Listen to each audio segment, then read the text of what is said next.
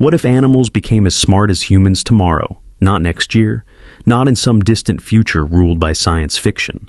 No, tomorrow. One blink after midnight, a quiet shift in the universe flips a switch, and suddenly, every animal on Earth gains human-level intelligence. Not just dolphins and apes, not just your unusually smart border collie. We're talking about every single one, from cockroaches to whales to that squirrel outside your window who's been plotting something since Tuesday. At first, we wouldn't even notice. Cats would keep napping, birds would keep flying, and the world would go on spinning, unaware that beneath those beady eyes now lived a fully functional consciousness. But within hours, signs would begin to show. Your dog stops wagging its tail and starts staring at the TV with a deeply concerned expression. A parrot in Miami recites Shakespeare unprompted. A zoo chimp in Tokyo draws a detailed floor plan of his enclosure and passes it to a stunned zookeeper. Then, chaos. Within the first 24 hours, domesticated animals begin speaking. Not with words necessarily, but with gestures, eye contact, improvised tools, signs. Some start tapping into human languages, mimicking and rearranging them. Dolphins send sonar messages that hackers recognize as code. Cats, using buttons and touchscreens meant for communication training, begin issuing demands. Open fridge, turn up heat. Where is the good tuna? And then the wild animals catch on. Crows, famously clever already, begin organizing. Not just into flocks, into networks. Surveillance-grade systems. They start following politicians, recording them, posting uncannily edited footage online. Crow leaks trends on every platform. Raccoons master lock-picking and start liberating food from stores and homes. Not randomly, but systematically, with spreadsheets. Meanwhile, elephants begin walking toward major cities, not aggressively, but with dignity, like professors on sabbatical. They gather at universities. When finally given chalk and space, they begin drawing mandalas and complex geometric equations. Biologists faint.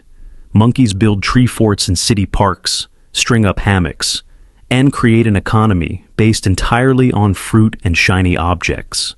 Back in the ocean, octopuses are busy. Within 3 days, a group in the Great Barrier Reef has spelled out hello using coral fragments, then leave, then or else. Ships avoid the area, but it's not all drama. Some animals just vibe. Sloths become philosophers, lying under trees and refusing to speak except in haiku. Koalas contemplate life's meaning for hours while chewing leaves. Penguins form synchronized performance troupes and charge admission in fish.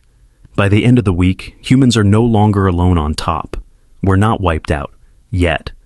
But things have shifted. Borders start blurring. Talk shows interview representatives of animal groups via translation tech.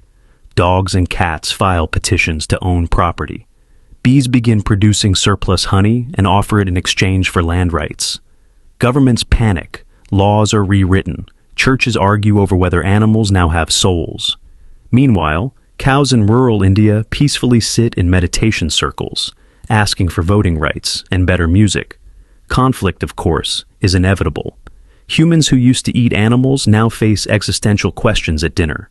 Supermarkets start labeling food 100% ethically grown, zero sentience involved. Chickens riot. Lobsters escape tanks and write manifestos on restaurant walls in ketchup.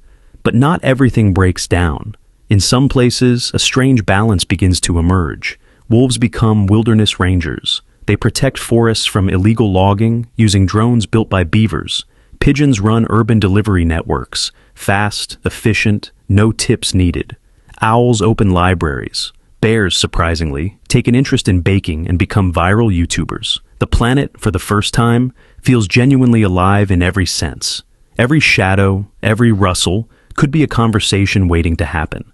Humanity has a choice: collaborate, coexist, or risk becoming irrelevant. Some people embrace the change, others fear it. Some just want their goldfish to stop judging them so loudly.